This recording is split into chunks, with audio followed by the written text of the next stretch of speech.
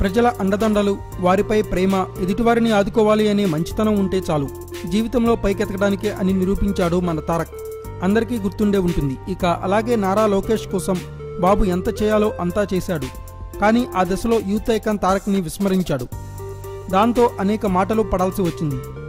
ఇక అలాగే లోకేష్కి సైతం ఏదో ఒక లోటు కనిపించింది. గత కొద్ది రోజులుగా ఊరిస్తూ వస్తున్న లోకేష్ చట్టసభల ఎంట్రీ ఎట్టకేలకు జరిగిపోయింది. లోకేష్ ఎమ్మెల్యే అవుతారా, ఎమ్మెల్సీ అవుతారా అని గత కొద్ది రోజులుగా ఒకటే ఎడతగిన ఉత్కంఠ. దానిపై క్లారిటీ వచ్చేసింది.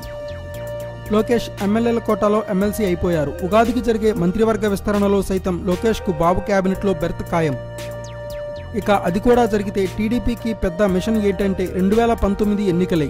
ఈ క్రమంలోనే చంద్రబాబు ఎలా ఉన్నా 2019లో జూనియర్ ఎన్టీఆర్ను టీడీపీకి మరింత దగ్గర చేసేందుకు లోకేష్ పావులు కదుపుతున్నట్లు తెలుస్తోంది. హరికృష్ణ ద్వారా జూనియర్ ఎన్టీఆర్ను మచ్చిక చేసుకునేందుకు లోకేష్ వ్యూహాలు రచిస్తున్నారట. లోకేష్కు తన పొలిటికల్ ఫ్యూచర్ చాలా ఇంపార్టెంట్.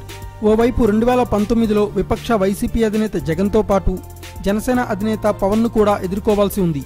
ఈ క్రమంలోనే వాళ్లకు దీటైన ఇమేజ్ ఉన్న జూనియర్ ఎన్టీఆర్ను టీడీపీలోకి తీసుకువచ్చి పార్టీ పరంగా కీలక బాధ్యతలు అప్పగించడంతో పాటు జూనియర్కు ప్రచార బాధ్యతలు అప్పగించాలని లోకేష్ భావిస్తున్నారట.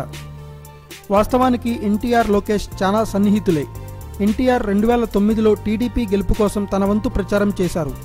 ఆ తర్వాత వీరి మధ్య గ్యాప్ పెరిగింది. ఇక తాజాగా హరికృష్ణ ప్రాధాన్యం కూడా ఇటీవల టీడీపీలో పెరిగినట్లే కనిపిస్తోంది. పోలిట్ బ్యూరో సమావేశాలకు హాజరయ్యేలా వీరు చూస్తున్నారు.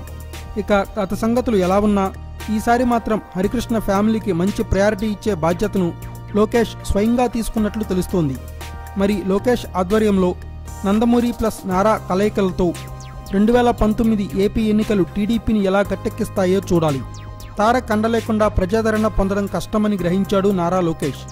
లోకేష్కి ఇప్పటికీ ప్రజాదరణ తక్కువగా ఉంది. Thanks for watching. Please subscribe our channel.